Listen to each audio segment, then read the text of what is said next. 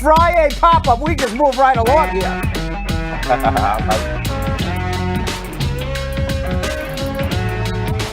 All right, we can kiss goodbye to Keystone Pipeline. Kiss it goodbye. It's gone. Au revoir. The company that was putting the Keystone XL oil pipeline that was bringing oil all the way up from the Arctic Ocean past Canada on a pipe through Canada, through the entire United States, all the way down to the Gulf of Mexico.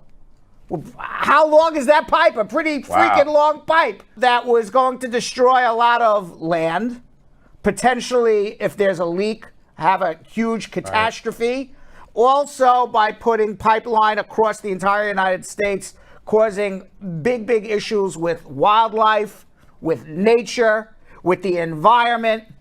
And needless to say, it actually was going to cause even more greenhouse gases than regular oil refining, because this is coming from way up north where apparently there's a lot of soot and sand in the oil, and it actually causes more greenhouse gas effects to actually refine the oil to a usable petroleum.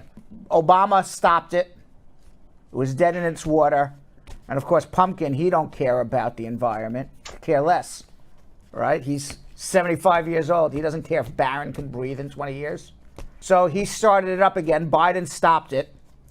And now, I guess because of the political yo-yoing, the company TC Energy, which already laid about 300 miles of an $8 billion project, has decided to call it quits. They don't want to go back and forth, start, stop, start, stop. Good. So now it is stopped and done. And that's pretty good. Friday news for the environment, for animals, for global warming and everything else.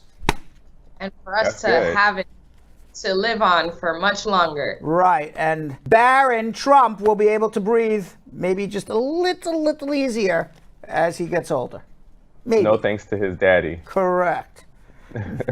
Second Statue of Liberty is on its way to the United States. According to the symbolism of the Statue of Liberty, the crown with 7 spikes representing sun rays extending out to the world, a tablet inscribed with America's date of independence in Roman numerals, and broken chains and shackles lying at its left foot, signifying the abolition of slavery in the United States. Is this coming from France as well? This is coming from France as well. It is a duplicate, iconic Statue of Liberty. It's actually a smaller one. The Statue of Liberty was first proposed in 1865 by French historian Edouard de Laboulaye as a gift to the newly reunified United States during and following the Civil War.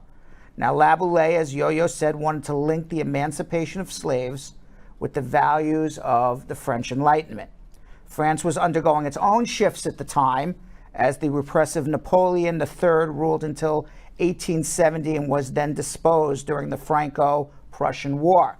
In 1871, under the new Third Republic, Frederick Auguste Bartholdi, the chosen sculptor, traveled across the Atlantic to sell the project to the American government and to scout for potential locations. United States President and former Union General Ulysses S. Grant was the general for the North, became the president of the United States, initially met his proposal with, "I could care less." Now, even though Bartholdi eyed the formerly named Bedloes Island in New York Harbor as the ideal location for the future statue, all inbound ships to New York passed by it at the time. It wasn't until 1875 that Bartholdi made a formal request to Ulysses Grant to use it as the official site. To pay for the statue, the two countries struck a deal. The French funded the statue while the Americans funded the pedestal. Now, Bartholdi's sculpture of copper plates over an iron frame took nearly a decade to complete. The structure was conceptualized by engineer Eugene Emmanuel Valette-Leduc, who also constructed the Eiffel Tower. The 225-ton statue departed disassembled for New York in 1885. Grover Cleveland, who hailed Bartholdi as the greatest man in American history, inaugurated it shortly thereafter. Meanwhile, we thought this was kind of cool, Yo-Yo and Vanessa. A recycling artist is using scrap wood to bring giant trolls to life around the world. the artist Thomas Dambo has figured out how to use dumpster trash and recycled wood to create awesome sculptures. And so here's some of his work. The World is in Our Hands is in Denmark. And little Nora travels the woods with her sled is in Belgium. Joe the Guardian is in Chicago. Wow. And Joan is in Miami. Who's Joan? I don't know who Joan is. That's Joan, I guess. Marit is located in China. Do we see China? Yeah, there we are. Old Wise Wu is playing his flute in Korea. Hector El Protector watches over the seas in Puerto Rico. Leo the Enlightened is in Tennessee. The artist Thomas Dambo is on the far left right there. So it's a new project online. It's called trollmap.com, where he reveals all new secret locations of trolls all over the place. I actually love that idea. And they look so awesome. Yeah, so he goes around and he builds this stuff and then he puts it on his website and goes, oh, by the way, just put one up here. That's not bad. That's amazing. I like it. All right. And finally, a TV weather report took a sudden turn for the weird when a technical glitch gave meteorologist Jennifer McDermed her own small army of virtual clones. And as the viral footage shows, the forecaster for Fox 9 in Minneapolis couldn't help but have a little fun with it, maybe even a little too much fun. Let's watch. Wait, what now? Can you lead that train off the screen?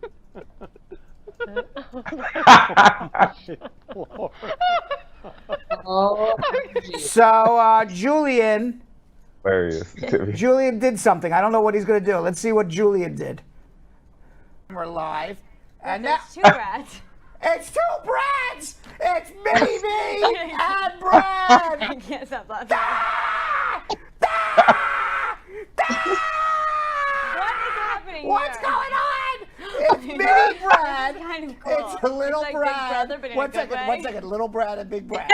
It's the big brain and the little brain. Big brain, little brain. This is something that we could work with. Wait. We're going to come back. Ah! He's done it! He's duplicated Brad! It's little Brad and big Brad! I like it. Oh my God. I want you to know something. We've done so many shows, honestly, until I just saw that. And I'm like, oh my God, I totally remember that now. But until they played that video, I'm like, you would have asked me, like, what was Double Brad? I'm like, what are you talking about, Double Brad? But now I totally remember. I did 1 or 2 shows with Pizza. Yeah. Right. Right. Of course it would happen when she was on. Why was it just double of you, though? I don't know. It was weird, but I remember now. So we could relate to this weather woman. Right. Our little Brad and Big Brad didn't go viral like, this Fox 9 weather reporter, but we relate also, I guess, right? Right. Had a lot of fun with that. That is hilarious.